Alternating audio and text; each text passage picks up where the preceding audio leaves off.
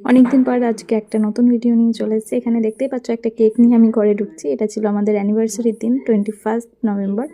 তো এটা ছিল আমাদের 4th অ্যানিভার্সারি। তার উপলক্ষেই আমি একটা কেক বানিয়েছিলাম রাত্রেবেলায়, যেটা কাটা হয়েছিল। তো এটা আমরা দুজনে মিলে কাটলাম, মানে দুজন না, তিনজনে মিলে। মেয়েকে একটু খাওয়ালাম, কিন্তু মেয়ের প্রথম বাইটটা নেওয়ার পরে আর সেকেন্ড বাইট আর নেয়নি। ওর হয়তো খুব একটা ভালো লাগেনি, আমাদের বেশ ভালোই লেগেছে দুজনের। আর আমরা পুরো কেকটাই সেদিনই শেষ করে দিয়েছিলাম। পরের দিন সকালে ঘুম থেকে উঠেই দেখতে পাচ্ছ আমার মেয়েকে একদম গুটগুট করে হেঁটে যাচ্ছে, কিছুতেই হাত ধরবে না। আমি অনেক চেষ্টা করেছি ওর হাত ধরার, ও কিছুতেই আমার হাত ধরবে না।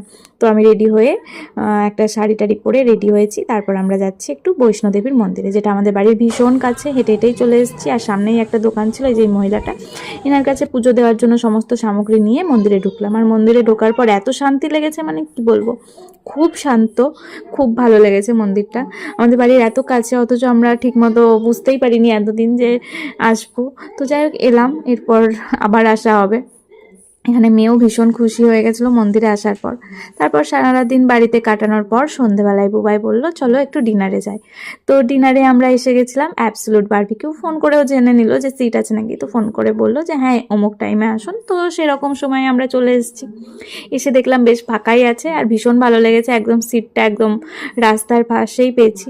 তো রাস্তার পাশে পেয়েছি বলে সেটা যে ভীষণ ভীষণ আমার আনন্দ পেয়েছি তা না, কারণ আমার মেয়েকে দেখতে দেখতেই সময় চলে গেছে, আর খাবার টাবার খেতে এনজয় করতে।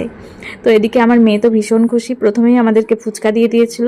আর প্রথমেই বলি তোমাদেরকে, এটা কিন্তু আমার প্রথম বারবিকিউতে, আমি কোনো দিনই যাইনি। তো এটা আমার ফার্স্ট টাইম। বুবাই এসেছে। তো এখানে বিভিন্ন রকমের খাবার দেখে তো খুব ভালো লাগলো। খাবারগুলো ভীষণ টেস্টি, স্টার্টারে অনেক কিছু ছিল। আর বারবিকিউতেও দেখতেই পাচ্ছ এখানে দিয়ে দিয়েছে বিভিন্ন রকমের। আমার এখানে সব কিছুই ভালো লেগেছে।